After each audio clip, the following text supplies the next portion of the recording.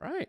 Hello, ladies and gentlemen. We are back into our actual studio tonight after not doing that last week. Oh, that's right. Yeah, Yeah. because I was away. That was weird.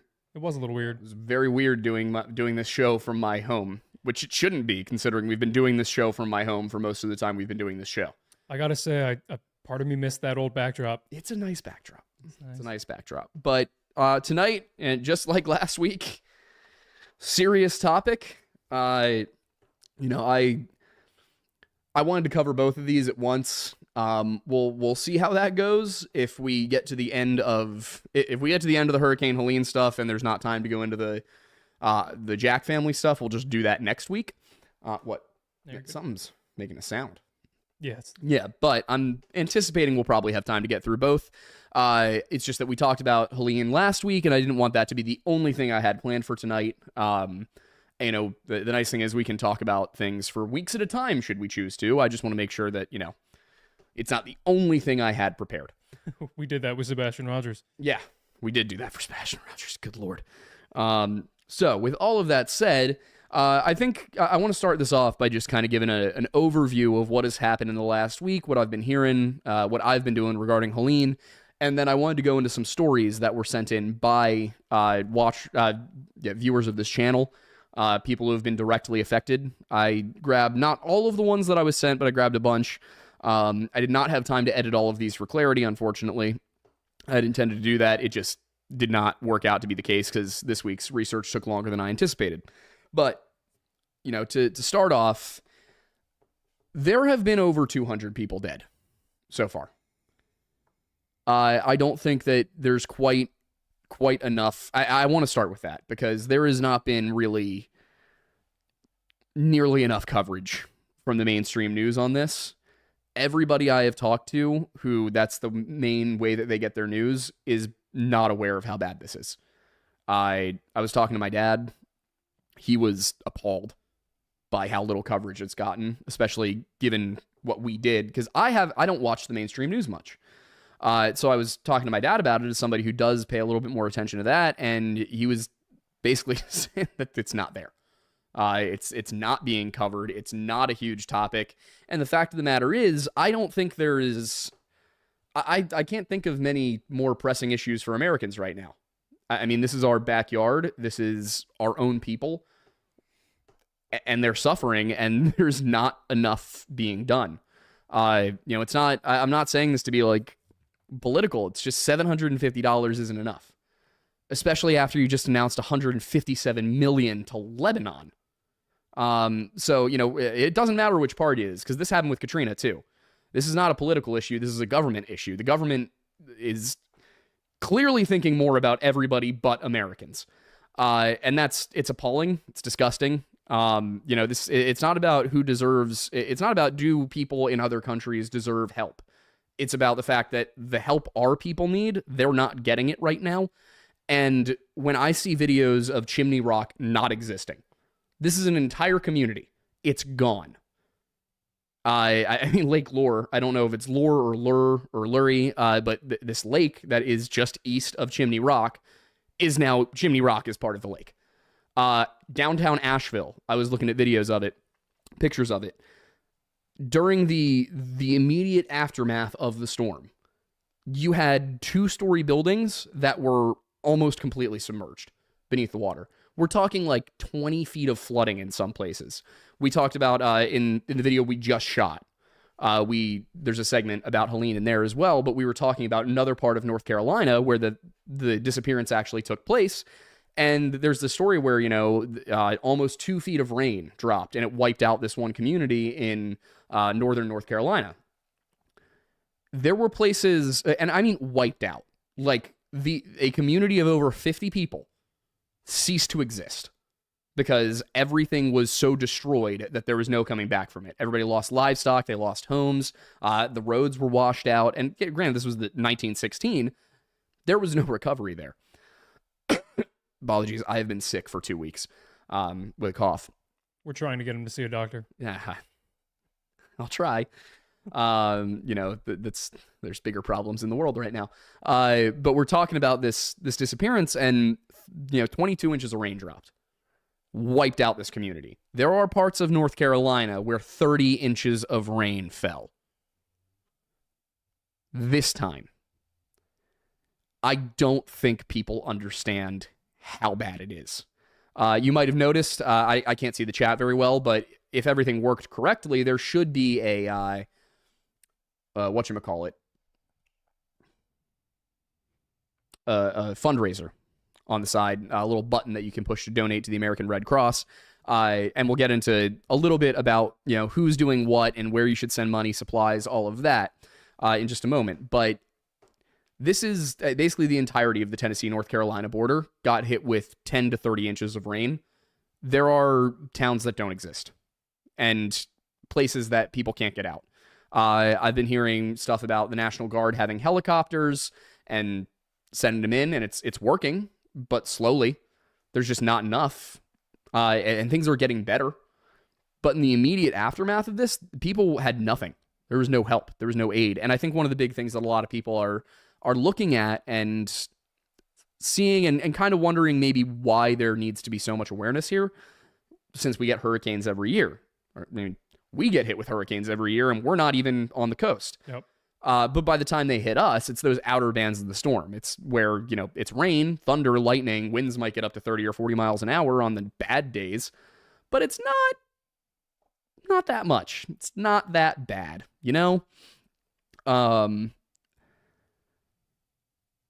This was worse than that. The worst thing I think we've gotten up here was Sandy, if I'm remembering correctly. Yeah, and Hurricane Sandy in 2012. For us, at least in Pennsylvania, that was barely anything, honestly. Like, that was mainly in New Jersey and portions like that. I think the closest thing to even that for us recently was Irene. Irene hit pretty hard. Yeah. But you go down the Jersey Shore, like the beaches we go to, Avalon, Cape May County. I mean, there were a few that got hit pretty bad, but for the most part, all the houses are intact. Yeah, it's usually just the dunes being swept out. We both know people who own beach houses. I don't think that there's ever been a circumstance where they had to do major repairs because of a hurricane. No, they got flooding, but it wasn't anything that wasn't just like replace some drywall or a fridge. Yep. So up here, a lot of people who aren't from hurricane zones are going to be like, I don't get it. Hurricanes aren't that bad inland. What's the big deal? And once they get up here, who cares? There are people who do get hit pretty hard. Sandy flooded the New York subway.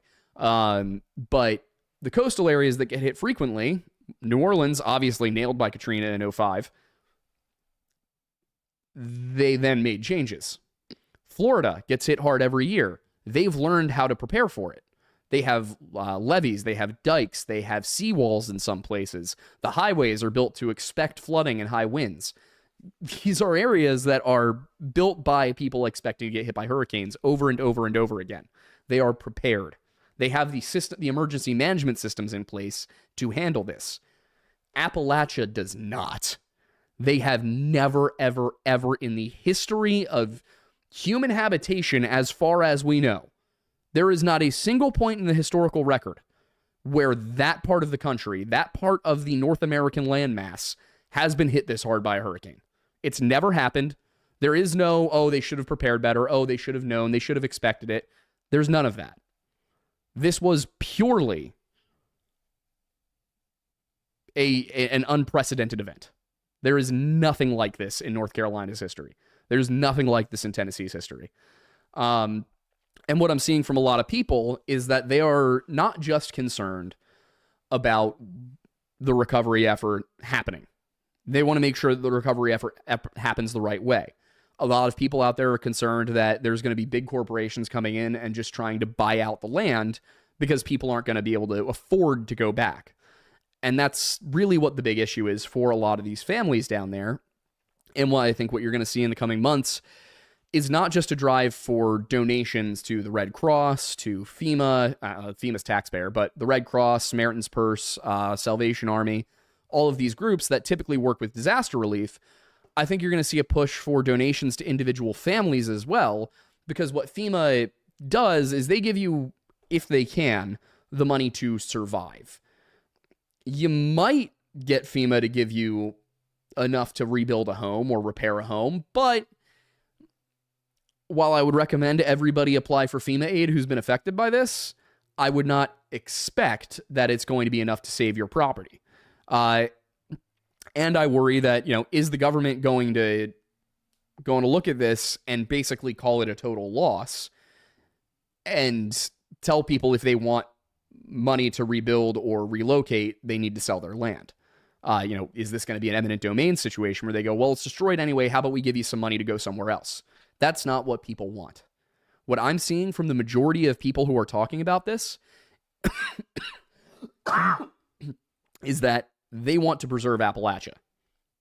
And I'm seeing pushback to it. Well, if you're not prepared for this, why would you just rebuild? Why not change things? This doesn't happen.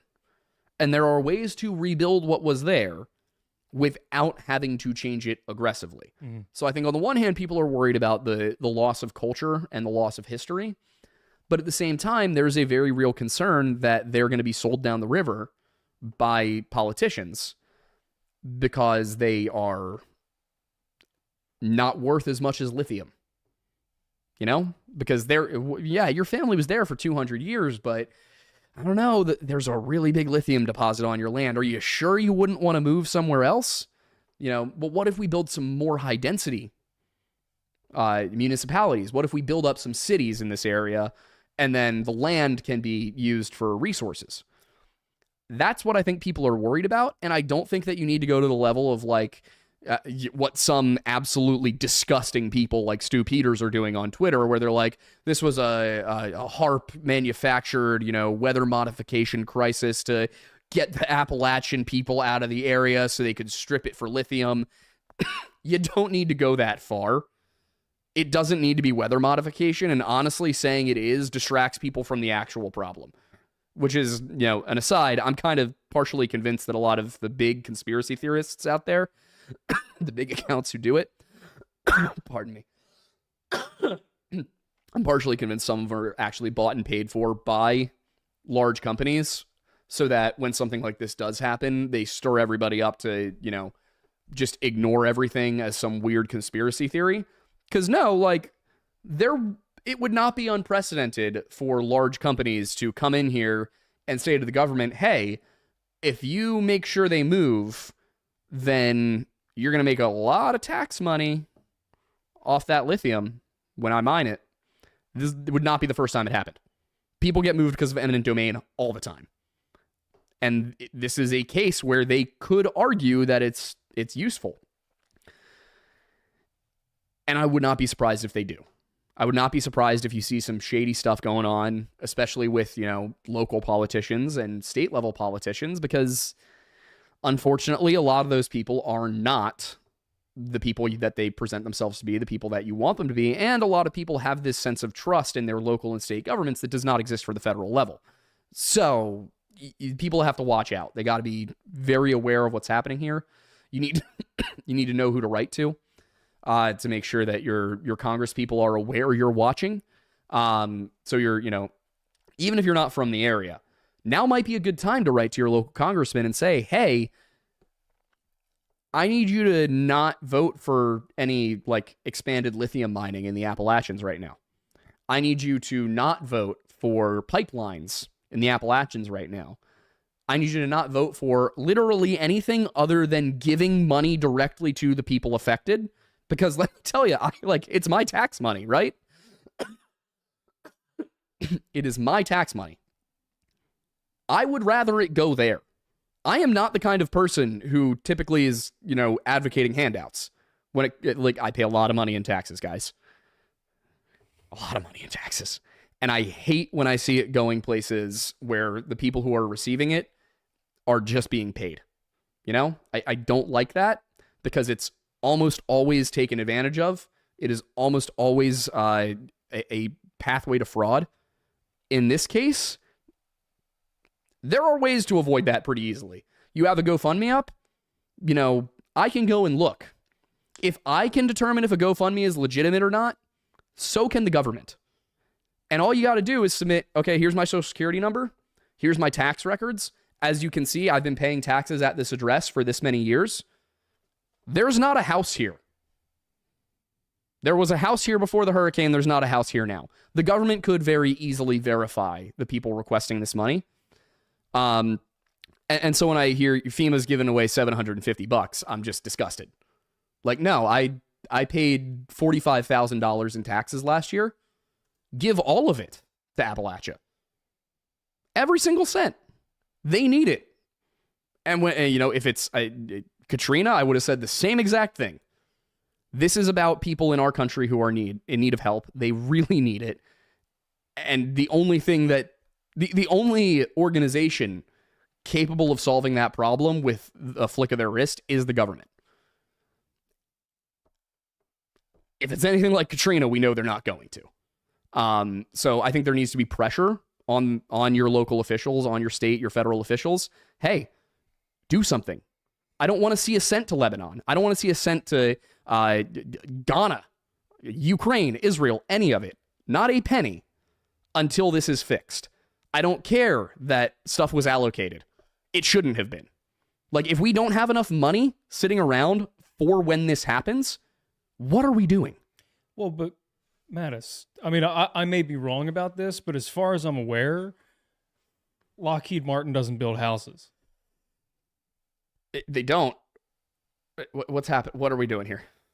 I was just saying the main reason that a lot of the money goes to export other countries is because what we're doing there is we are paying Lockheed Martin and Northrop Grumman and companies like that. Okay, yeah. I see where you're for all of the weapons that they're giving them. So. Yeah, no, it's like they get paid to destroy houses. Yes. I don't care which party it is. I don't care who's doing it.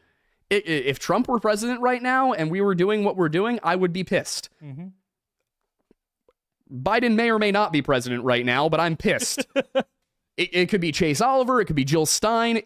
We could just become part of the British crown again, and I would still be pissed at the king. Like, this is absurd. Yeah. This is an absurd misuse of taxpayer money to send it anywhere when right now we only have $750 for each of these people. It's just it is so the epitome of the system is currently broken beyond any true measure that we even have comprehended up to this point. And to me personally, and I honestly, this is what I would recommend as a viewpoint for you as well, and take mine with a grain of salt. Every day that this is not taken care of, every day that North Carolinians and Tennesseans are not properly taken care of by the government is another day that they are proving that they don't care about U.S. citizens as much as themselves. Mm-hmm. And this is both sides. Yeah. Both of the major parties keep voting for this stuff over and over and over again. Why is there not a strategic reserve of funds and supplies for natural disasters? This country is huge. We have all but I think exactly one biome, and it's Antarctic tundra. We have every other kind of biome that there is, and we are exposed to every kind of natural disaster that results. We have we have droughts every year in California. We have wildfires every year in California now, too. That's a little bit more complicated because Australia sold us a whole bunch of very flammable trees. It's a real story. Like 100 years ago, they sold us a whole bunch of trees that catch on fire really easily. Yeah. But yeah, so, I mean, I think the West Coast does occasionally get storms kind of like this, but not to the extent we do on the East Coast. We get hurricanes all up and down the East Coast every year. We get earthquakes out west. We have Yellowstone as a ticking time bomb, and when that blows, it's going to require a hell of a lot more than $750 a person to fix. We should have a strategic reserve. We also have, don't forget, the center of the country that has tornadoes. Oh, yeah, right. I forgot about Tornado Alley. Every year, yeah. Like, we have an entire sector of this nation referred to as Tornado Alley. Yep. Why do we not have, like, $100 billion a year just sitting in a stockpile? Well, you know why. Yeah, I know why, but, like... Insurance companies make a lot of money. Yeah, but that's the thing is, like, we should. Yeah. I'm sitting here and I'm like, all right, so I pay all this money in taxes each year. Where is it going? What is happening with it? Because if it's not helping the people in our own country who are in very dire need of immediate relief, it shouldn't be doing anything else. That should be the very first thing on the list. Isn't there some element that you can request from even your local governments all the way up the chain to some level of essentially receipts for what they spend your tax dollars on?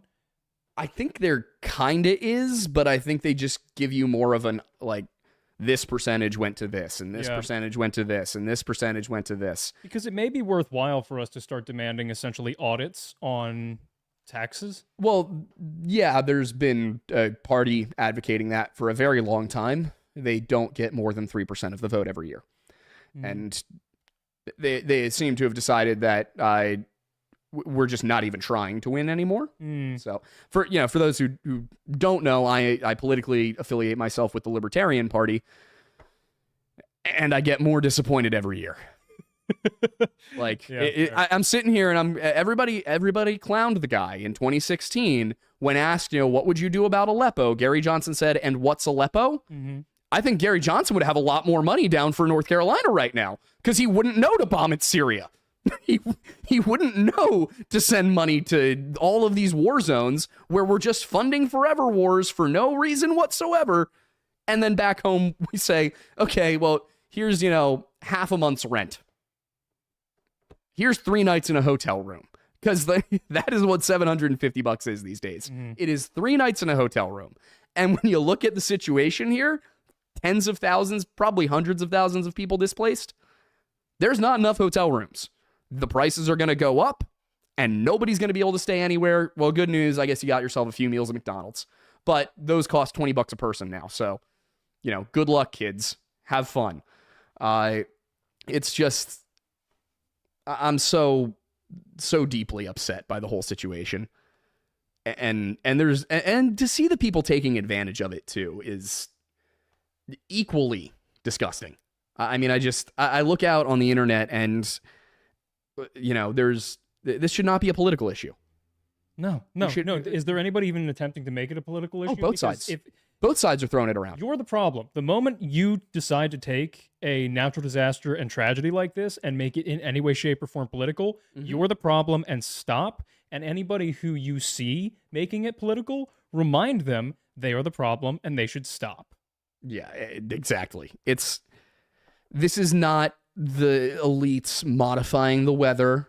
This is not, the result of Biden and Kamala's failed policies. This is not, Trump is not shutting down the National Hurricane Center if he wins. No. Stop spreading BS politics stuff. This is the result of a government machine that for the last 60 years has seen us as a bank account. So they can fund the American military hegemony across the world. Like, look, don't get me wrong.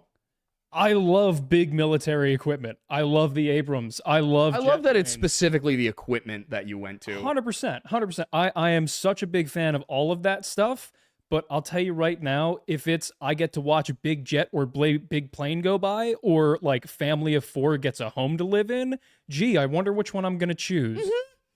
So, with that said, I'm also making some changes because I think we're going to end up talking about Helene the whole time. So I'm just really quickly fixing things. Adjusting the thumbnail, yeah. Yeah, it's sad. It's a shame. To echo or to continue essentially what he was saying is that it is not some big conspiracy. At the end of the day, they are being exactly what they always have been, which is opportunistic vultures. Yep. They're taking a horrific natural disaster and turning it into a money printing machine. Fed go brrr. Yep. And well, they're not even bothering to print the money this time. Yeah. Here's a few dollars. Enjoy yourself. Yeah. Well, it's probably because all of them are 80 and they still think that $750 is worth like, 16,000.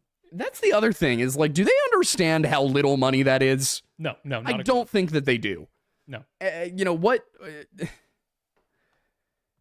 All right, hang on. I'm just fixing things. You're good. Yeah, but I believe so. We've got the donations to the Red Cross thing here. People are donating. That so it's working. I know we have in the Discord. We've had the channel related to Helene. So that's actually what I was about to switch to. Is so that I think people can maybe understand why I'm so fired up about this right now. It'd also be nice. Which I think is fully understandable. I hope so. Is this working? Did it save? Yep.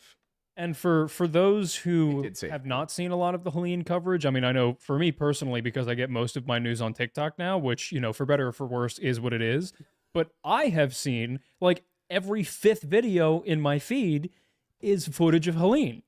And it's things that, were there that are not there now. Yep. From a variety of scales, from something as small as a gazebo to as large as a literal town. And it is shocking to hear. I mean, obviously, I saw some of the footage of our buddy Wendigoon. Yeah. He's out there, like, on the ground. Literally airdropping supplies somehow. I have no idea how this man pulls off the things he does, but he is a true gem. Yeah, 100%. I would not be surprised if when all is said and done, no individual has done more for this than him. Yeah. I mean, it's really impressive. So what I want to do now, though, is give you guys, from the horse's mouth, so to speak, some of the stories that I received in our Discord. So I'm going to pull my computer over here a little bit. And I'm just going to read, we're going to talk, and I'm going to read, and we're going to talk. Cool. Hang on. What? Camera's on you, but I'm getting you a water. It's in my chest, dude. It's not my throat. I know. All right. So this first story, I'm going to keep these anonymous, partially because it was Discord usernames with which they were shared. So I don't actually know these people's names, but I also felt that, the point was also for the record, all of these, I was given permission. If you want to go check really quickly, just in order, but I'm pretty sure all of these I was given permission to share. I will check myself beforehand. Where do you have them other than that Google Doc? It's the Hurricane Helene relief and then Hurricane Helene stories. Got it. So to start this one off, I live just south of Asheville, North Carolina, and I have friends who haven't contacted me yet, and it's been almost a week. It's nearly impossible to get into the city. It's basically an island at this point. Our house has a revolving door. Our house basically has been a revolving door for neighbors and people in town who need hot food and a shower. There was no warning. We were just told it's going to be a strong storm, and no one was prepared. Even though my town has power back, we've been fighting to get water out of our neighbors' basements, make sure power lines aren't in dangerous spots. I have friends who can't find their parents. One of them was saying that while they were in Asheville, you could hear people screaming for help under the rubble. My neighbor's house caught on fire from a downed power line, and even though we got it put out, it's still traumatizing for the kids there. There's basically no food in the stores, most people eating at churches and homeless shelters now. I saw people bringing in mules and donkeys to get up the slopes. That was Mountain Mule Packer Ranch. They are a North Carolina-based company. I don't know what they actually do, like what their normal business is. But from what I've seen, they jumped on this. They drove down with 2 full trucks. One with, I think one was a truck with food and one was a truck with mules and donkeys. And they just packed them up and started getting them up. They worked with United Cajun Navy to get an insulin delivery up to an inaccessible location to make sure that, I believe it was a family with a diabetic child, didn't have to, watch their child die of diabetes. Mm-hmm. Because they couldn't get them out. Because that's the other thing is people aren't being rescued. Like, it's slow going. They're trying, but a lot of people aren't being rescued. And something interesting that happened when we cover a search and rescue case and it's just one person, you see private helicopters, you see state, you see federal. Here it seems like they're, this is just anecdotal from what I've been seeing and hearing from people. Private helicopters are being told to stay out because it's a federal run response. But the National Park Service, they know how to coordinate these, and they do it frequently. It should be the National Park Service coordinating the search and rescue. Yeah. But keep in mind where this is, by the way. The Great Smoky Mountains Great Smoky Mountains National Park does some of the most frequent search and rescue operations anywhere in the country. And we know this because of the entire channel what we do. Content that we have for the last 6 months. Tennessee's volunteer rescue squads are incredible. Yeah. North Carolina has some great ones too. Probably one of the only places in America that might have rescue squads as well trained as these guys would be the Rockies. I like probably near Vail. That's where you're going to find the best people in the country. So what the government should be doing is handing this to the National Park Service saying, hey guys, you do search and rescue most frequently. You're most accustomed to this area. We, FEMA, don't know what we're doing. We don't know how to manage this in an area like this. But instead, I don't know who's running it. But it's not the National Park Service, even though they'd by far be the best equipped to do it. Or at the very least, have the National Guard running constant choppers. But that's something that has been getting better.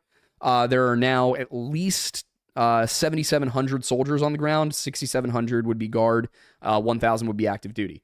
That was early in the last week. I think that they got that moving. But anyway, to continue, this user continues. I think what hurts me, selfish as it is, especially because I haven't lost anyone, is that I know the Appalachians won't be the same. They'll get paved over and gentrified further, and the bones of my ancestors will be crushed and walled off. And I'll have to tell my little siblings about what I remember about this place. It feels like the backyard to my childhood has been wiped out. Keeping faith that God has good plans, but it's hard to see right now. So that's the other thing that I was saying earlier. People down there are worried not just about the current situation, but about what it means for the future. They're concerned that their way of life is going to be erased because it's not seen as efficient to an urbanized government that isn't going to understand, that isn't going to realize that this is a once-in-a-lifetime occurrence, and that what these people need is not to be fixed, but to be supported. And there's the worry that they're going to try and fix them by making them more like Manhattan and more like Miami and more like LA. That's not what these people want. And given how infrequently this happens, it's not like we can sit here and say, well, I understand, but your homes are going to get ripped apart every year if you don't change, which is kind of the situation in New Jersey and in the Outer Banks and Florida in the such, Keys. Yeah. And those people, you gotta build a certain way. You have to adapt to the hurricanes. The Appalachians don't need to adapt. Might be a few things they can fix, shore up their roads a little bit better to withstand flooding. Maybe start building homes with the understanding that something like this can happen, but they don't need to urbanize. They don't need to pave everything over. They don't need to make things look the way they do on the Florida coastline, because they're not the Florida coastline. There are ways to fix this that don't involve turning Appalachia into something it isn't. Story 2 here. I've been really, really blessed to not have been in any danger from this. My neighborhood comes out onto Cox Road, which runs along the river coming from Chimney Rock and Lake Lure. So we were stuck in there for a day or so from the river rising so high. Everything is caked in mud and looks dystopian. 5 lines and at least 10 trees down in just my neighborhood. We've been planning to do groceries that weekend, so once things were down, we needed whatever we could find and had to go all the way from Rutherford County to Bessemer City outside Charlotte. Need people to understand how far Charlotte is from the Appalachian Mountains. This is a long drive. It's like halfway across the state, probably 3 or so hours. Yeah, if not closer to 4 or 5. Yeah. Okay. That was before they could find a single open grocery store.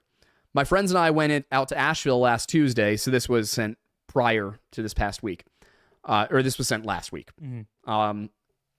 My friends and I went out to Asheville last Tuesday to drink and stuff, and we keep talking about how crazy it is that that's probably the last night anytime soon like that. One of those friends has a sick cat. I don't know that she's been able to get them to a vet because their driveway is blocked and they don't have cell service. No one had cell service for days.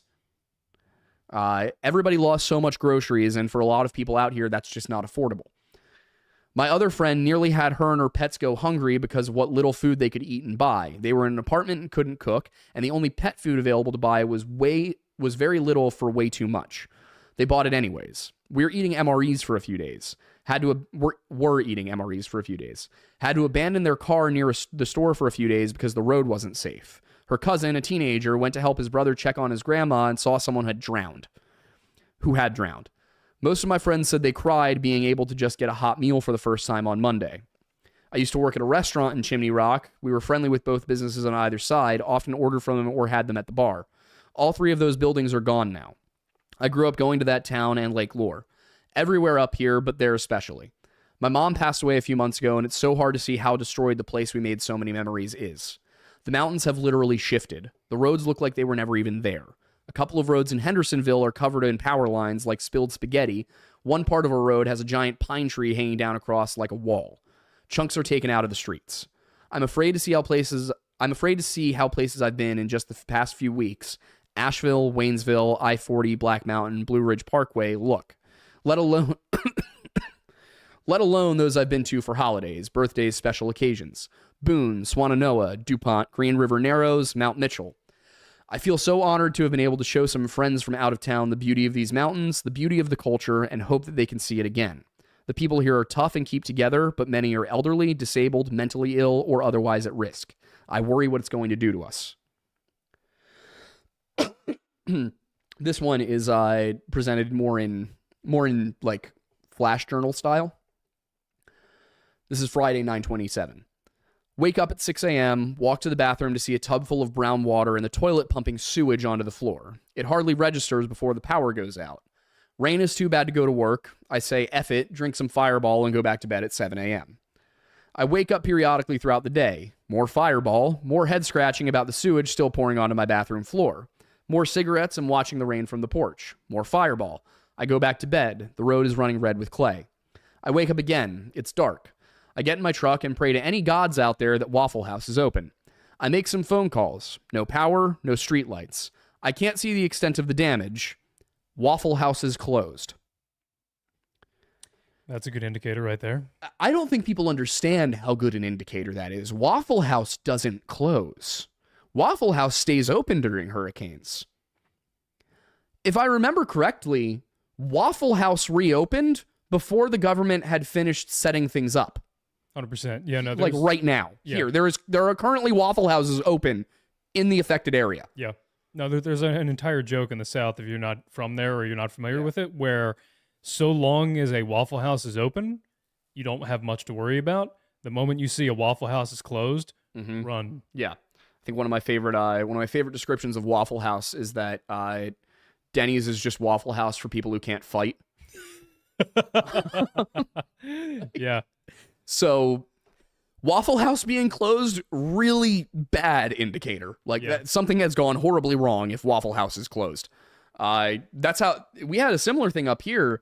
Part of the reason we knew that COVID was getting so bad was that the 24-hour diner here that is literally never closed. I think the last time it closed was maybe during Irene, was closed.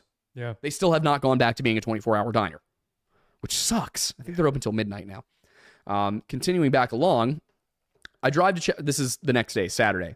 I drive to check on my partner. They're okay. I get home and I have no more gas. It starts to hit me how bad it is.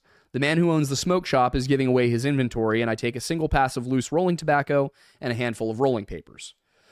The store is washed out. The parking lot is gone. Someone's shed is lying on its side across two of the 4 lanes of I-70. I think so. Not I-70, just 70. The mudslides are drying into clay and dirt and becoming a fine, painful dust stinging my eyes with every passing car. I walk a mile for phone signal and found a hot meal on the way. I thought I had enough at home and almost felt bad taking it. Room temperature ravioli from the can was getting old and a quiet voice told me to save it. My brother found me on the walk back home and got me 2 40s of Miller High Life. I gave him 2 packs of cigarettes I got from my neighbor.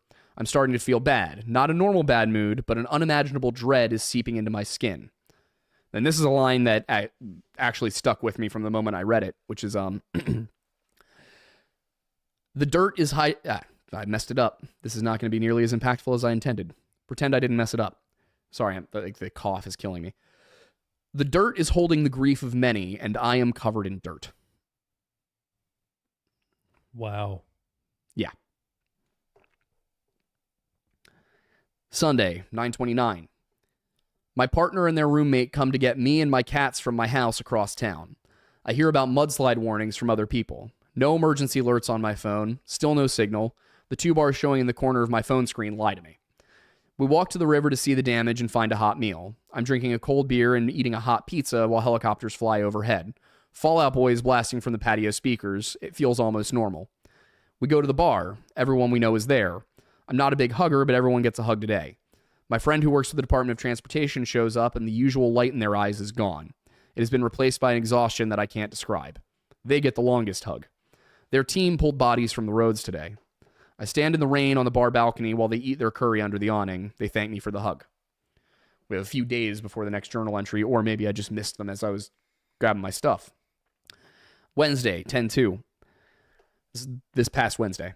I get my truck back. My brother's girlfriend's dad drove out and put gas in it for me. He wouldn't let me pay him back. I heard there were body bags lined up on the side of the road in my town early that morning. My heart is in knots as we get closer. I guess they've been collected by the time we get there in the afternoon. I don't see bodies. I see lines of people feeding each other. Others stand shocked in the wreckage of the valley. I get my first emergency alert in 4 days. There are sinkholes everywhere. There's so much dust and dirt and mud. I shut off all the breakers in my house and talk to my neighbor before I leave. My neighborhood is one of the few still standing in the valley. My body could have been one of the ones my friend pulled from the road Sunday. I have my truck and drive back to my partner's house. Survivor's guilt is catching up and morale is dropping. We have power to the house and friends come over. We all get drunk. It's about all you have to do right now. And this is the last one I grabbed. Did not have a chance to edit for clarity here, but it's fine. Okay, to start, a bit about me and my situation normally. I'm a university student at a university in the Appalachian Mountains of western North Carolina. Having said that, I also work part-time in my hometown and return home on Thursday night every week as I have no Friday courses. My story with Helena begins Thursday at the university. I have an off-campus apartment. My mother and sister mentioned the storm numerous times over the previous days. I, as I always do, told them that it would be nothing, just another false alarm. However, Thursday, the pre-storm bands arrived and the flooding began. Numerous roads were closed on Thursday in my hometown, and flash flooding was a primary concern. I thought this was the worst of it. Then a tornado touched down in the town over from me in my university. This was followed by a tornado warning for my area. So I spent Wednesday night on my bathroom floor doing homework for 30 minutes. After this, I woke on Thursday and found classes had been canceled, so I returned to my parents' home in my hometown early. I knew flooding had started and went to the park, which is next to a river. It was certainly at flood stage. However, I went on with my day as usual. I got something to eat and spoke with my family. Specifically, we watched the latest episode of One Piece as of that point. However, the morning started early. Around 3 a.m., power began to flicker. By 5, the power was out and the wind sounded like it does with the windows down in a car. Then around 6, I started to hear the sound of wood breaking. I want to clarify really quick that, that sound the wind makes in the car, that loud sound, that's when you're going 60 miles an hour. These are high winds. Wind outside sounding like the wind when you have your window down on the highway, that is 60 mile an hour wind. That is what people need to, that's what needs to connect in your brain right now. And that's like low winds for a hurricane. Mm-hmm. Okay, where were we? Wood breaking. Yeah, then around 6, I hear the sound of wood breaking. After that, I noticed something was wrong in our driveway. I would later find a tree had derooted, and the asphalt we used to make it to the house was now about 4 feet in the air. As the storm went on, I began to text my oldest sister, who is hours away. The last text I sent her that day was, "This is getting worse." Then the phone service went out. The time was approximately 6:53. Found using some apps that latest updated at this time. The next 4 hours are a blur of seeing water being blown in the closed window, seeing trees fall, hearing wood crack, seeing a tree land within feet of me and my family and our house. Then things began to calm down outside. I and my father went to try and get the basement, which had flooded, to drain. The water was so high as we opened the door to the outside, it began to rush out, so I'd guess 4+ inches. We would eventually get the water draining and had to go check on my grandmother, who lives a few hills over. The driveway was impassable by cars, 5 trees had fallen, and the asphalt was still in the air. Meanwhile, at least 6 trees had landed on the road between 12 a.m. Friday and 12 p.m. Between I and my grandmother's hills. 6 trees had landed on the road between noon and midnight and noon between this person and their grandmother's home. We eventually walked to her house, and the drain had clogged the road, and the drain... like I said, didn't have time to add for clarity. We eventually walked to her house, the drain had clogged the road, and the road had collapsed on the sides, and so many trees were down. However, she and my uncle, who lives near her, were okay. This led to the waiting.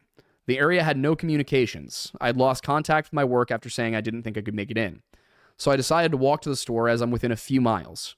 Luckily, a cousin could get out and saw me walking. He picked me up, which was a win. When I got there, a store which runs with 1 person normally was being run by 7. If anything was purchased, it was cash only, and the gas pumps were unusable as the store was running off of the generator. The day mostly ended as I went home and slept to no news, no information, no idea how bad it was yet. The area had no communications, and I lost contact with my work after saying I didn't think I could make it in. So I decided to walk to the store as I'm within a few miles. Luckily, a cousin... Oh, wait. I think I accidentally copied something twice here. All right. Anyway, to continue on. Yeah, here we go. Slept, no news, no information how bad it was yet. Next day was primarily at the house. However, the water stopped sometime in this period, and our neighbor helped us clear a path so we could leave our house. It was during this when it became obvious that a truck he had was destroyed by the derooted tree which broke the driveway. In addition, we heard more about the damage that was done to town, and we were informed of a location where you could get signal, but a 12 to 15-minute drive away. The water had destroyed downtown. From what I'm hearing, it rose 84 feet over the riverbank. I can say with certainty, as I've seen the water was over 5 feet when inside the building of towns on the lower streets. I was finally able to communicate with my eldest sister on this day. I and my family were then informed we were cut off. No routes in our car out. Literally no way to drive out. And that's something that I was talking about in the video we shot for this upcoming Friday. A lot of towns in this part of the country are connected to the outside world by exactly one road. There is one road that leads east and west or north or south. If that road goes out, you do not have a backup. There is no other way. I went to school in the Appalachians, but I went to school in a pretty large town, State College. We had roads leading north, south, east, and west out of there. Even with those roads where they were, if all four were out, you'd have a hard time getting out of there. And that's a place that's pretty well built up. You know, there are back roads, but that's because it's a town of 50,000 people. These are towns of 3,000 to 6,000. They don't have this much infrastructure. They're not built up that way. So, no idea of when or if help was coming, and no reports from numerous loved ones. The next few days were spent trying to locate family and friends, contacting those off the mountain in our daily trip to what I call Signal Ridge, and a feeling of hopelessness. At some point during this mess, I counted the downed trees on my family's property, which is about an acre, and the total I'm coming up with, which could be low, is 28 downed trees on 1 acre of property. That's nuts. That's for those of you who are from cities, maybe aren't aware of how big an acre is. It's a nice piece of property. It's not huge. I mean, most of the parking lots you've seen are probably less than an acre or more than an acre. Oh, yeah, no, by far. Yeah. Yeah, 100%. It's not a lot of land. Here, let me really quickly look up acre to square mile. So 1 acre is 0.0015625 square miles. Yeah, it's a few lots for houses. Mm-hmm. Like 3 to 5, depending on the size of the lot. In suburban areas, it's like, I mean, there's a lot of homes that have an acre. The entire lot's an acre. Sometimes in a little bit more suburban-like developments, it might be 2 lots. But, you know, an acre is not huge. About 208 feet by 208 feet. Yeah. So really not that large. For the Americans in the room, imagine a football field. And then imagine only 2/3 of that football field. Yeah. 28 down trees. Yeah. It's just... I got in contact with my best friend and we started trying to keep in touch. As of 2 days ago, he and I went to get his car, which had been left at his place of work, and went back up to my apartment. The difference is unimaginable. As we get up to the school town proper, gas, water, gas, water, etc., were all back. Thus, I was finally able to connect to the internet, and my town had nothing about it on the news. Days. Mm-hmm. Days. And there's nothing on the news. Only the town an hour and a half away and the school town, none of the counties in between. This has now changed, however, but the circumstances haven't. In less than 10 hours, it will be a week of no power, gas, phone, and internet. The county will not give out death tolls, saying they must wait to have all the county checked before realizing the number of dead. However, I can say they are claiming they expect to find survivors for 2 weeks and are yet to start searching for bodies. This is according to the county, stating that as for the death toll. Currently, if what I've heard is true, Helena is being underreported by at least 50% due to my and my neighboring counties' refusal to announce accurate death tolls. However, I can't say for sure if that's true. This is only able to be sent as I'm in my apartment. The issues are not getting better in my hometown, and even if one thing is fixed, so many remain. I legitimately don't know where to begin. Sorry for the downer, and if I've summarized or too much or rambled. No apologies needed. No, you're good. You're good. I mean, just zero apology needed.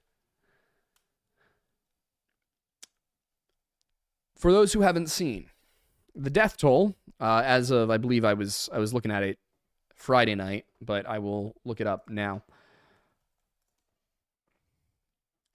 As of, let's see, 24 hours ago, 227 people across 6 states. Here's why I don't believe that. And I think it's wrong. And it's definitely higher. Buncombe County, North Carolina alone had 72. Yeah, I think the last story you just read, specifically the ending portion of that. Yeah. I'm sure there's a lot of proliferation of that mindset throughout many different counties and many different municipalities throughout that region. So the real number could be literally multiples of that count. If I remember correctly, Katrina was somewhere around 1,300. Katrina's devastation was geographically a lot more limited in terms of the human cost. There are entire communities that FEMA has not reached yet in the Appalachians.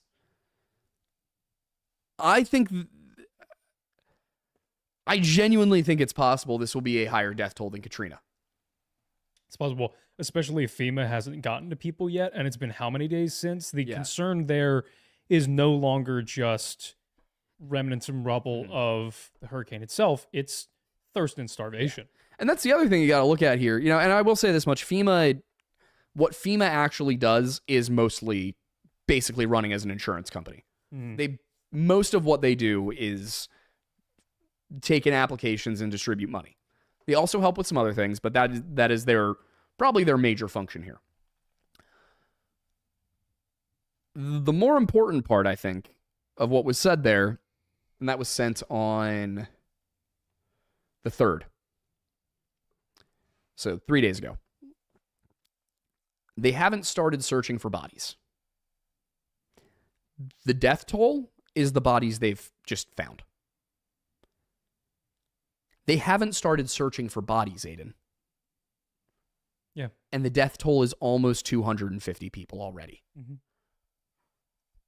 I don't think we understand the scale of the disaster we're dealing with in the Carolinas and Tennessee. The thing that I think is going to be the saddest part is because of the way this has been handled up to now, I'm sure it will improve to some extent based on people reaching out and doing things individually because, out of the kindness of their hearts, totally irrelevant of any governmental help that occurs. Yep. The thing that I think is going to be the saddest part is that because everything is so lackluster, so chaotic, and it's going to be really hard as more time goes on to bring a sense of order and, essentially professionalism and a hierarchical structure to be able to delegate these kind of tasks properly, are the families of the people who never get found, who could have been found, had things been more properly organized from the beginning.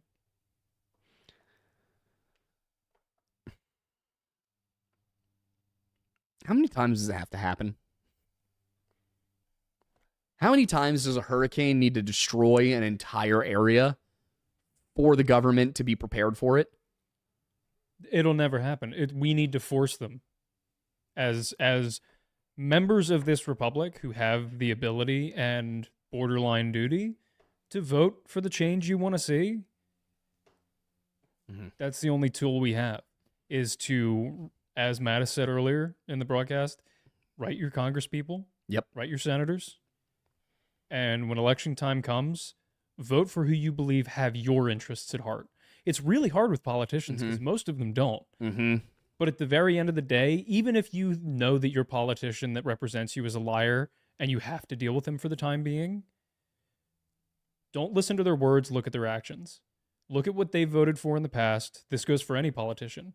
Look for how it benefited them and who else it benefited, and at least then you know that whatever their selfish desires are, you may or may not be able to benefit from them, and you can work them until you're able to replace them with somebody who is even vaguely responsible, respectable, and trustworthy.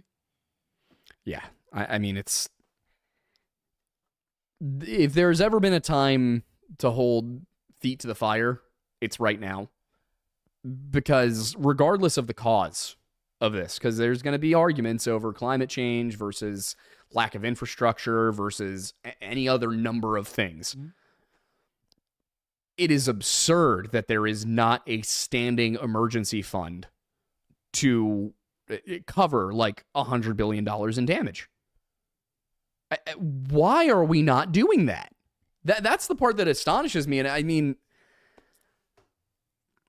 we know why, because it doesn't make anybody money. I know, but like the government's not supposed to make money. I know, and this is the problem. Yeah, I mean, and it should. Insurance companies should not be the ones benefiting from this. Mm-mm. Like they just should. And FEMA requires you to have flood insurance too. Mm-hmm. If you want future assistance from FEMA, you have to get flood insurance, which on the one hand makes sense because it means that the rest of us aren't acting like an insurance company for people who decide to build homes in the Florida Keys. Because like if you build something in the Keys, you should expect this. This is something that will happen to you, and you should be prepared for it. It's not everybody else's responsibility to cover for you. However, if you don't have flood insurance because you live in a place that has literally never had a flood in recorded history, that's where the priority should be, you know?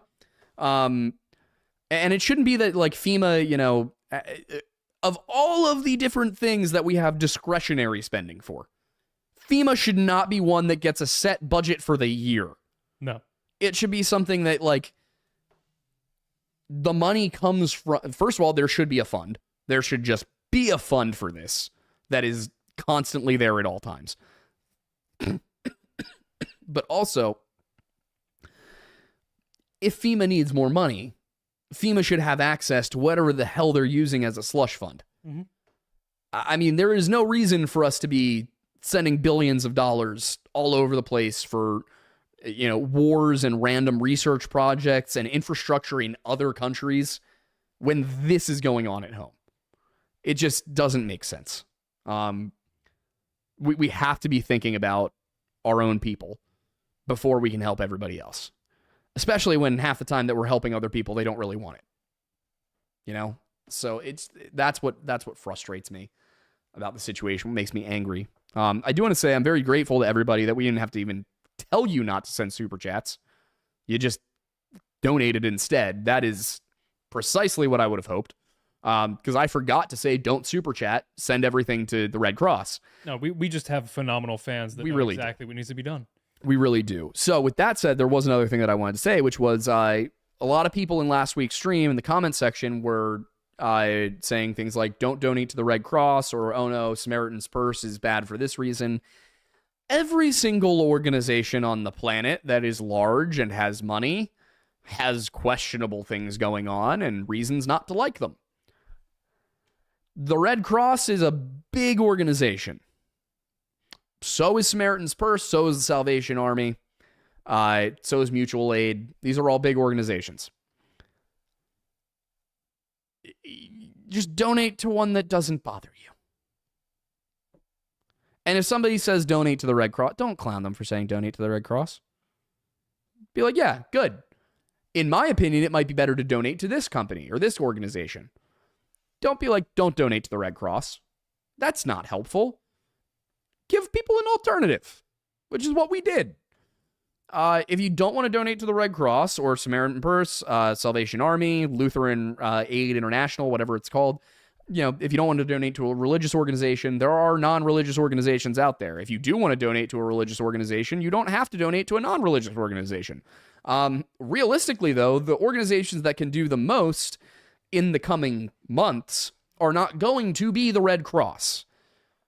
You know, the reason that we're doing this for Red Cross right now is because it's something. You know, it's something we can send. They are still there on the ground. And, you know, hopefully they will continue to support the effort for a while.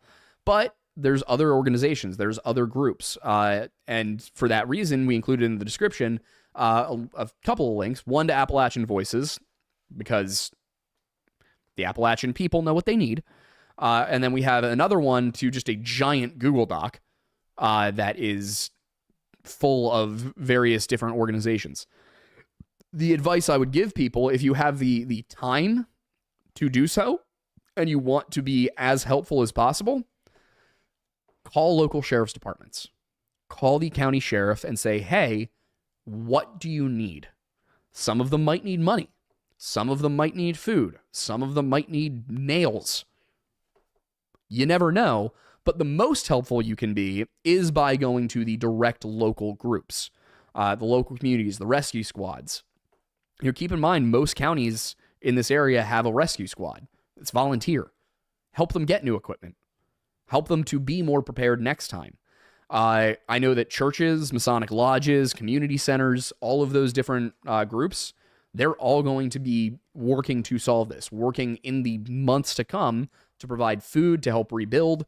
And honestly, if you're the kind of person who you're good with tools, might be time to consider, can I go help? Not right now, because they're not letting people in, because they don't want to have the whole area cluttered with people who don't know what they're doing. But down the line, say you're a seasonal worker, I know there's a lot of people who work on oil rigs. There are people who work in logging, things like that, who might have these skills to help build things.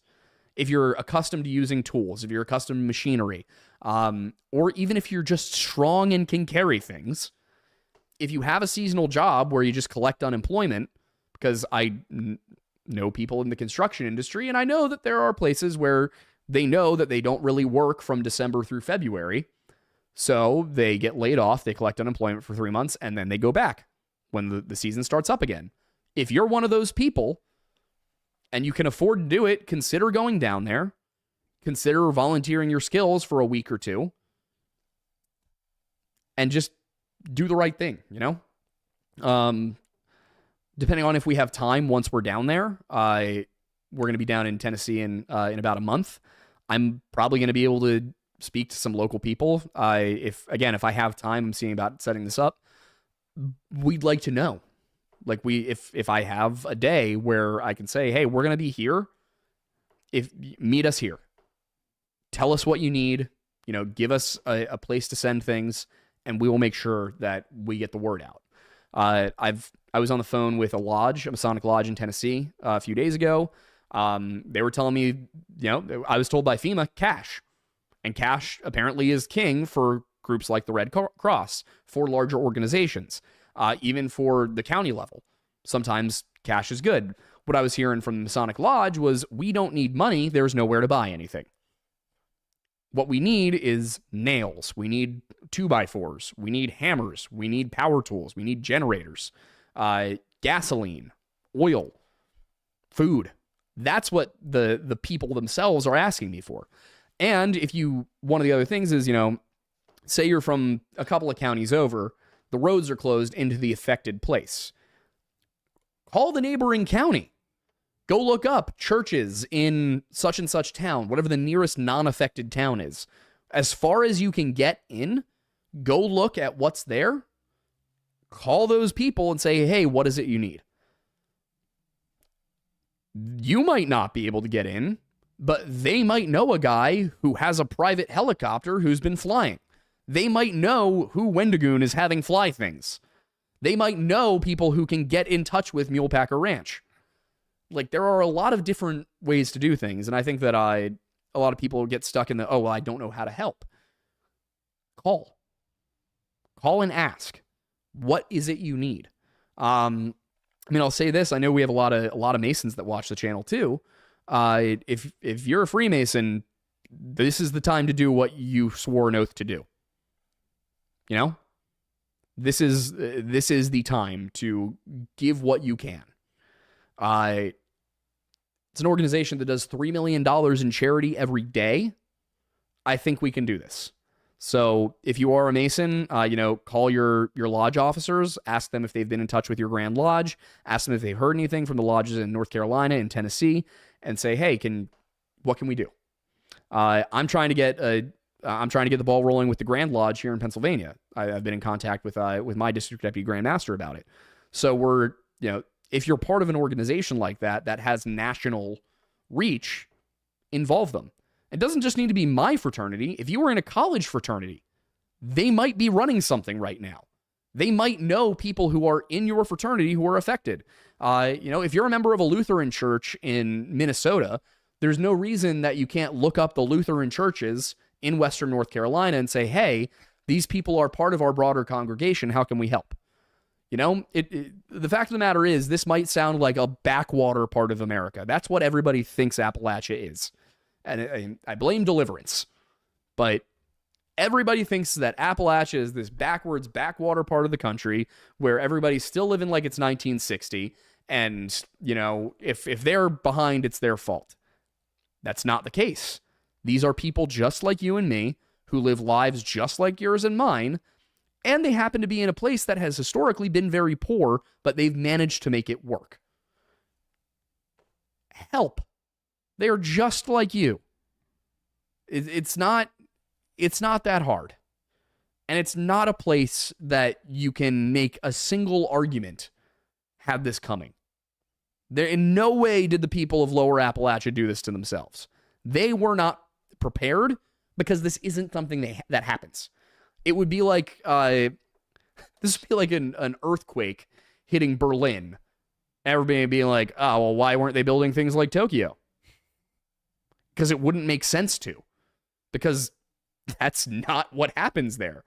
We don't tornado-proof things in Pennsylvania because the entire state is hills and forests. We don't get tornadoes, but every once in a while we get some really scary strong winds and we go, ooh, maybe we should tornado-proof things.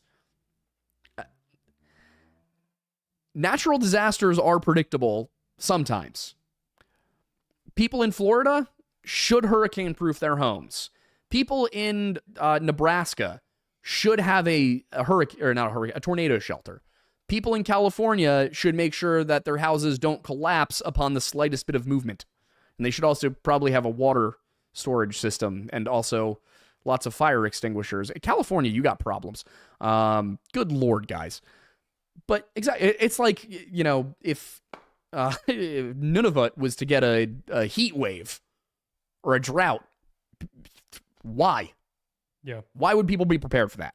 So this is not an issue of people being ill-prepared for something they should have expected coming. Yeah, it's essentially like a blizzard hitting the Amazon. Yeah. A blizzard hitting the Amazon is probably one of the best ways to put this.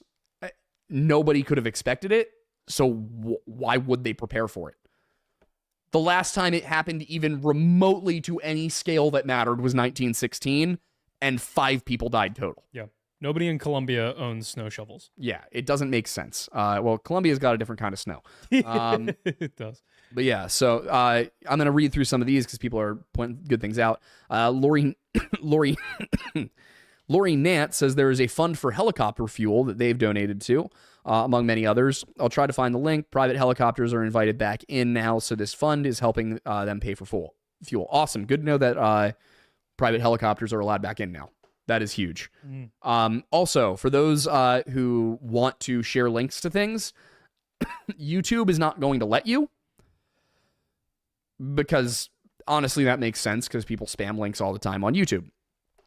You can try to pop a link into the comments. I will try and monitor it to add things back in if it's not showing up. But I also have Discord. We have a channel in the Discord for this. So if you have Discord and you would like to contribute to that list of organizations, please go ahead and join that. It's bit.ly/join the lodge. Aiden actually might be able to type the link in right there. But that's where we're currently organizing all of the hurricane relief stuff. I'm trying to get a website set up. I just have not had the time. Let's see. Somebody suggested LCMS World Relief and Human Care. Let's see. If anyone near Leicester needs water, Ferguson Well and Pump can help. Kendra and Whitney there are raising money to drill wells. Awesome. Lore Lodge 4 Patriot is a company that has things like solar power generators. If you're interested, please look them up. We actually have been talking with our management over the last week about finding a survival company to work with, or at the very least putting together some kind of bundle for as a sponsorship kind of thing. One thing that I'm trying to get around is that 4 Patriots seems like they might be the best in terms of variety of what they have. It also seems like their food storage, their dried foods, all of that stuff like that, all that's good. The problem, the thing I'm worried about is I don't want people to not buy it or to assume things about our leanings based on the branding of the company we choose to go with. If we partner with somebody to do that kind of thing, to do survival supplies, it's because they're the best in the industry. It's not because of how they brand. It's not because of what party they support. It is because they are the best in the industry. I'm pretty sure I probably don't agree fully with everything that the people at Gerber believe, but Gerber makes some of the best knives and axes in the country, and they make them here in America. So I support Gerber, and I have on my Amazon shop a whole bunch of Gerber stuff. I go to REI. I'm sure the REI people are more crunchy than I am, but they sell great stuff, and they have it very well laid out. The stores are clean. The prices are good, so I go to REI.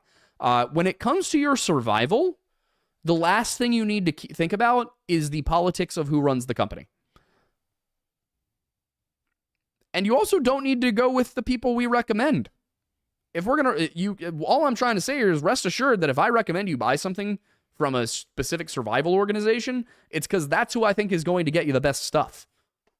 It's that simple. It's not me trying to play politics. Just to be very clear about it. But yeah, we're looking into 4Patriot.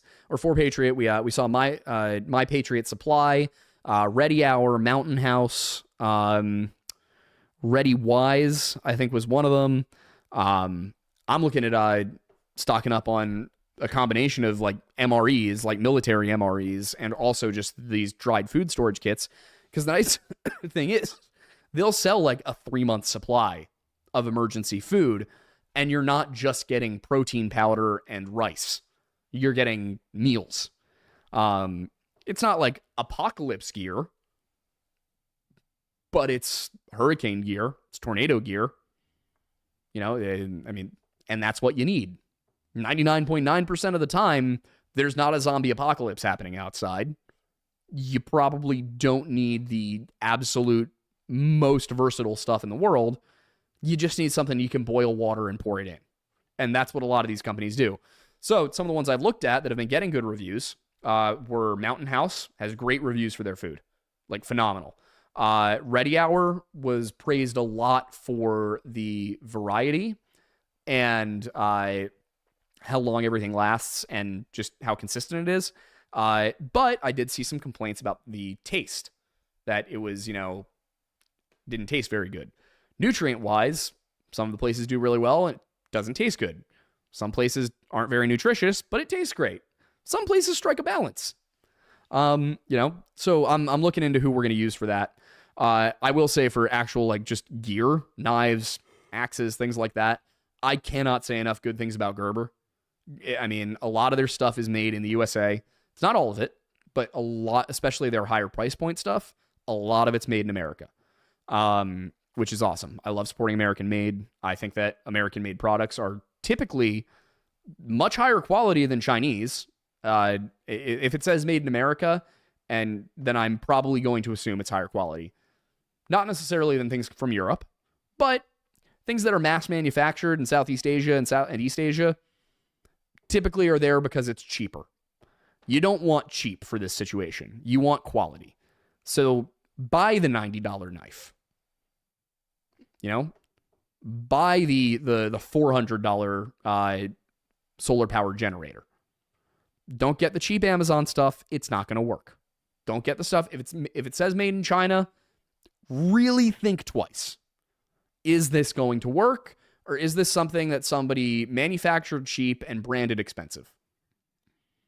You want the stuff that... listen, if they have a bad website, but their stuff is expensive, they're probably the company you want.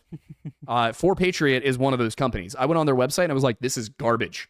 This is terrible and the products are expensive. This is probably great. Chances are this is going to be the best quality I'm going to get because they don't give a damn about marketing and they're sold out. If your website looks like it was made in 2007 and you're sold out of your product, you probably make damn good stuff.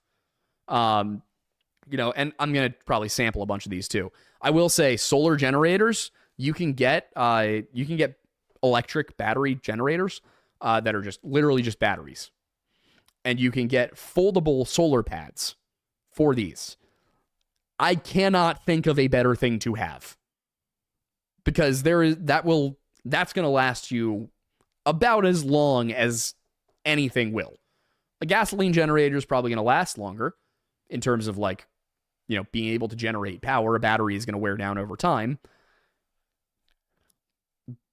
But you're going to run out of gasoline. And there won't be any more.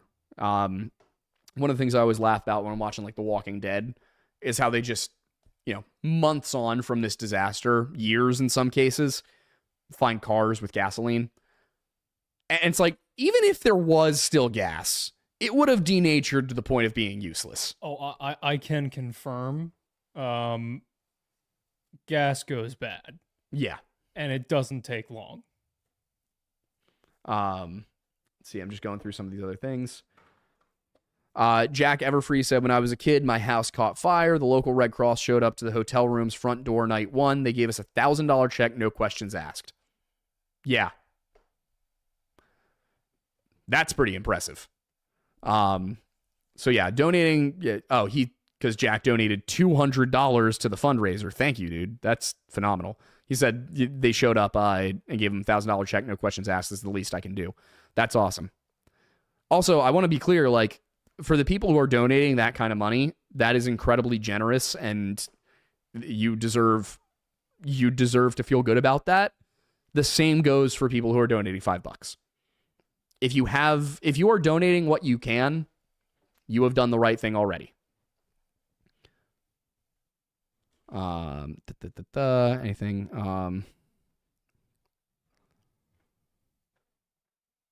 Anyone know anything about Etowah, North Carolina? I'm going to take a look at it.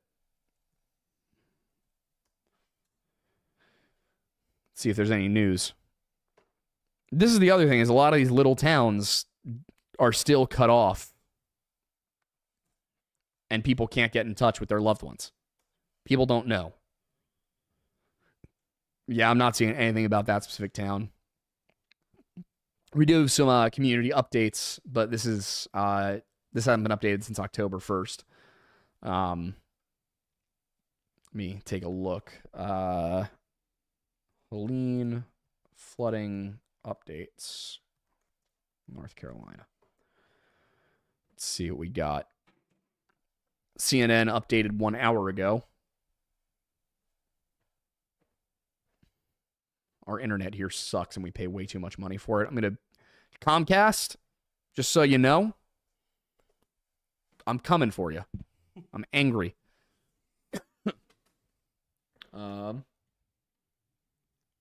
Yeah, this one's been updated recently, but it's not organized in a way that helps with that. But, yeah, here's one. When you talk about the actual landscape of Western North Carolina, there's small towns, there's larger towns, but if you live on the side of a mountain, you might have one way in and one way out. And if a bunch of large trees blow over on your main street, people are trapped. We're talking about entire mountainsides completely gone. We can't really account for how many people are missing because there's little hollers all over Western North Carolina, little pockets of communities, little trailer parks, and if you don't have family in those areas, you've probably never heard of them. When I say the death toll is probably being underreported, that's why. I don't think we'll ever get the actual accurate number. No. They'll have a number that they say is the total, but there's definitely going to be some percentage multiplier that the real number will be, primarily because there's going to be people that anybody outside the communities didn't know existed. Yeah. Lauren Meitinger said her in-laws were having breakfast on the morning of September 27th when Rod realized something was wrong. He heard a crack. He went outside again and saw that the footer of the home was gone, Lauren said. We rushed back in. Hey, we need to get dressed. We need to evacuate, he told his wife. Within seconds, the house was swept away into the river. Rod Ashby grabbed Kim Ashby and the dogs, and they clung desperately to a section of wall until it broke apart. He went up and down the bank yelling for his wife before finally crawling to a neighbor's house for help. Jessica and Lauren Meitinger got him to their house on Tuesday night. He wants to get back up there and keep looking. She's a fighter, you know. Kim fought breast cancer and beat it, and she's fought her entire life, mighting her set of her mother-in-law. We know that if she got out of that water, that she's alive. Search teams using helicopters, drones, and dogs have so far been unable to locate her. That's the other question. How many people are missing? And do they even know?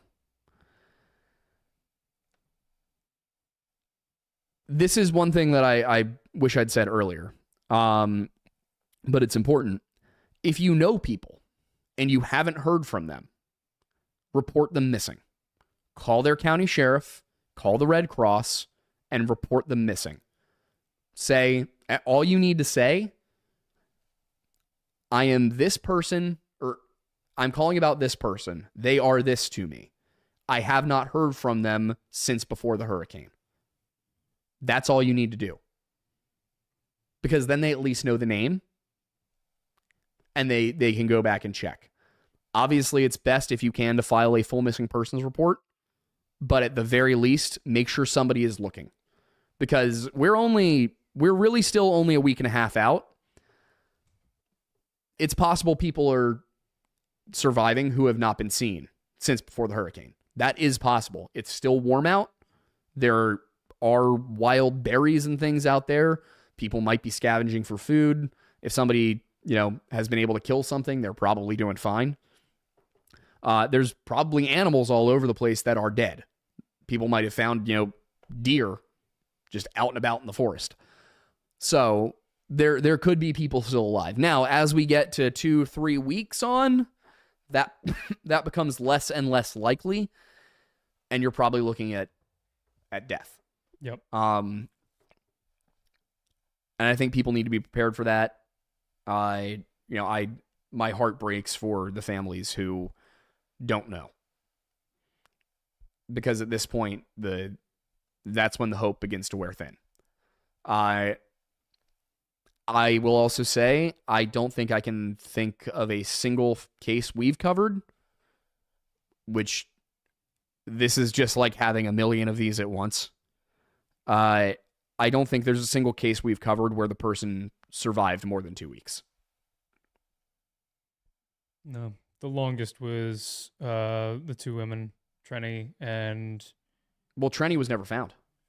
Right, sorry. I think you're thinking of Eloise. Eloise, and then who was the other one? Eloise Lindsay and Evangeline Lorimer. Lorimer, that's what I was thinking. Yeah. Lorimer probably wasn't actually lost the whole time. Lindsay was. I forget exactly how long she was missing. I think it was believed she was missing a little over a week. And she was not doing well by the time they found her. Mm-hmm. And she'd had food on her. So she was a little bit okay. Yep. But yeah, so I think that's about all I have to say. There's only so much that can be said right now. The best thing we can do is what y'all have been doing, which is donating, and we could not be more thankful, grateful, and proud of our community for doing what y'all are doing. Really impressed. Yeah. Let me really quickly. I just want to take a look. YouTube. Oh my God, the internet in here sucks tonight. I am going to be so mean to Comcast. Why do we have to yell at them once a month? Because it's Comcast. Yeah, it's annoying. All right.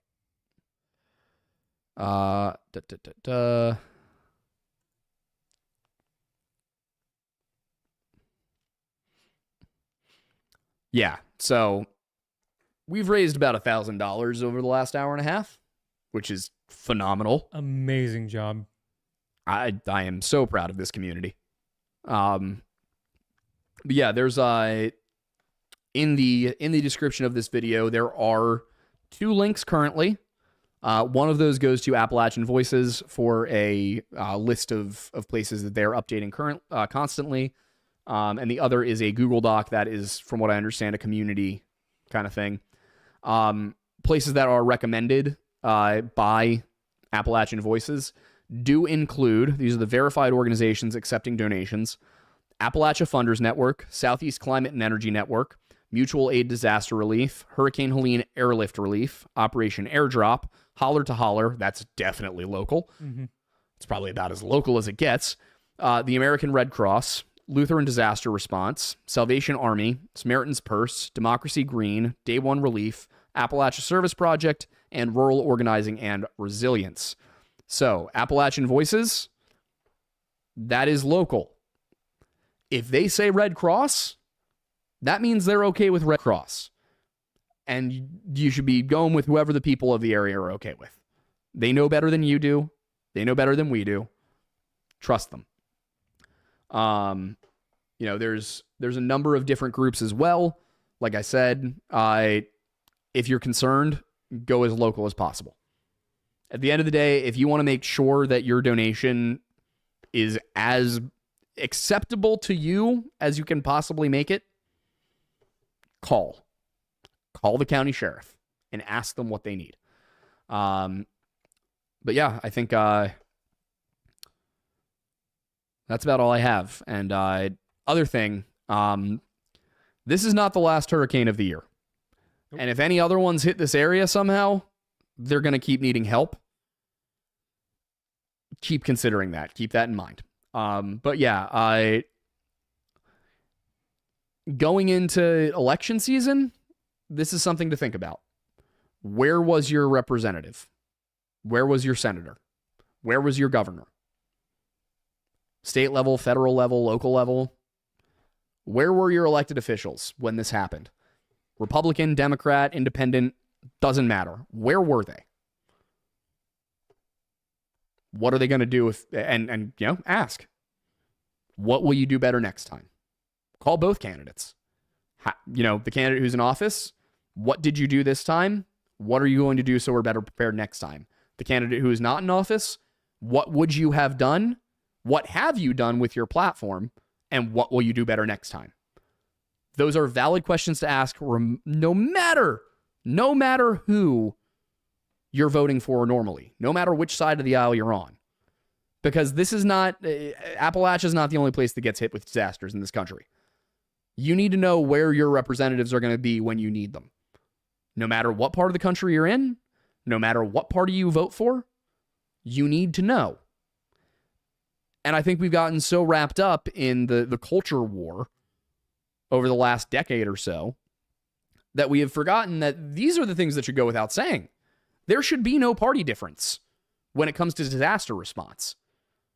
Some unimaginable disaster hits an area that could not in a million years have predicted it. That should not be partisan. It should not matter whether you're red or blue, because the flag has both colors on it. Consider that. But thank you guys so much for those of you who have donated, for those of you who have spread the word about what's happening. I am so proud of this community for coming together, and it really means a lot that you guys are willing to spend this hour and a half your Sunday evening with us to talk about something so harsh, so serious, and then to go and give your hard-earned money to the people who need it. Thank you so much, and God bless all of you. And God bless the people in Appalachia right now. I will be out of town for the next few days. I'll be down in Appalachia, in fact, northern Appalachia though. So I will be talking about this some more on Pop Culture Crisis tomorrow, Tuesday, Wednesday. I am going to be such a pain in the ass about this whole thing. But yeah, if you want to tune into those, I'll be talking about it tomorrow as well. I'm going to try and keep updates going. And since we talked about this region so much, it seems only right that we continue to keep an eye on it. And then when we're down there in a month, we'll see what it looks like on the ground. Because that's the other thing. Right now, the people are the biggest issue to be concerned about. Once they've recovered, consider donating to the National Park Service, because they're gonna need it, and you can donate to specific parks. The two that are probably the most affected right now are Great Smoky Mountain and the Blue Ridge Parkway. So Those are the two that I would keep the most eye on. If you value conservation, I can't think. I hate three-letter agencies. I hate them. Almost every single one. I have nothing bad to say about the National Park Service. Nothing whatsoever. They're great. So consider supporting them as well. If you donate around the holidays next year, they would be a good group to think about. So all of that said, thank you guys so much for being here. Thank you for all that you have done to help this region to recover. And I'm so glad that I get to do this. I'm so glad that I am able to sit here and help in the way that I can. But most of all, we are so incredibly lucky to not be in danger right now. I cannot imagine losing everything to a disaster that I could never have predicted. I don't know how to wrap up the show. I just don't know what the final word should be. No, I think at the end of the day, the final word, to some extent, which you've already so eloquently said, is just keep it rolling. This isn't the end. We're going to keep talking about it. We're going to keep it in our thoughts, and we're going to do our best to keep it in yours. And we're going to do the best to continue to do our part to help in whatever way we can.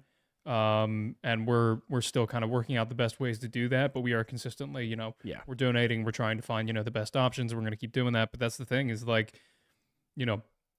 this hit them really hard, and we got to help solve this problem, but we also got to keep it in mind for the future that, like Matt has said, keep an eye on your representatives, keep an eye on your local communities, and make sure that not only are you prepared, but your communities are prepared, your loved ones are prepared, and the people that represent you and the people that are supposed to care about you are taking action to prove that they do so. Yep. All right. Yeah. Thank you guys so much. And we will see you on Monday the 14th. Yes. All right. Bye, everybody. Have a good night. Thanks.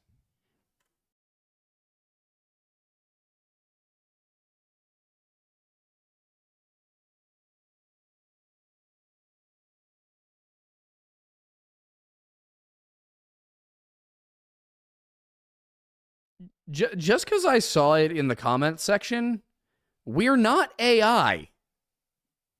Wait, did someone actually? Yeah, somebody thinks we're AI because we have 563,000 subscribers and only 700 or so people watching right now. Which, first of all, it's not the normal night for the show.